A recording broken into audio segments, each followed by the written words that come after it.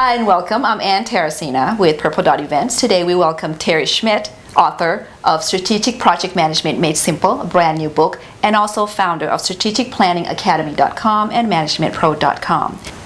Tell us about the basic structure of the logical framework. What's the basic structure of the logical framework? Great question. Physically, it looks like a 4x4 matrix, and we have columns for objectives, success measures, verification, and assumptions. We also have multiple levels of objectives: goals, purpose, outcomes, and inputs. But this is more than a matrix. It's more than forms to be filled out or boxes to populate. It's an interactive thinking system.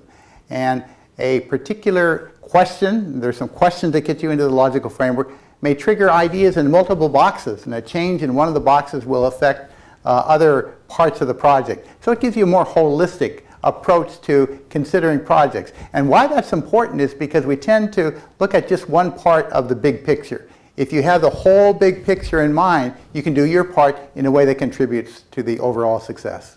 Did you see the movie Field of Dreams?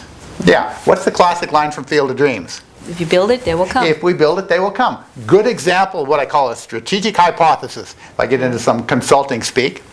So if you think about the strategic hypotheses that link your efforts all the way to the corporate intent, that gives you a way to connect it. So, if we build it, then they will come. If they come, then we can save the farm. So that's the idea of objectives, and they're linked in a very logical, causal fashion. We have specific definitions for what each of these terms mean. So the first question, what are we trying to accomplish and why? The second question, how do you measure success? And if you identify the success measures, quality, quantity, time, customer, cost in advance, everyone has the clarity in terms of what success looks like and the steps to get there. You also identify how you're going to verify it. What's going to be the evidence? Is it going to pop out of a computer? You're going to have to do focus groups, a special survey, because if you can't verify it, the measure is not very helpful. The third question is represented as assumptions, and the question is, what other conditions must exist? What are the risk factors? And if you identify those early, you can prevent problems in advance. Then the fourth question is what we're familiar with in traditional project management: how do we get there? Thank you, Ann Terracina of Purple Dot Events, for hosting this interview, and thank you for joining in. I hope you gained an insight or two that can help you be more effective.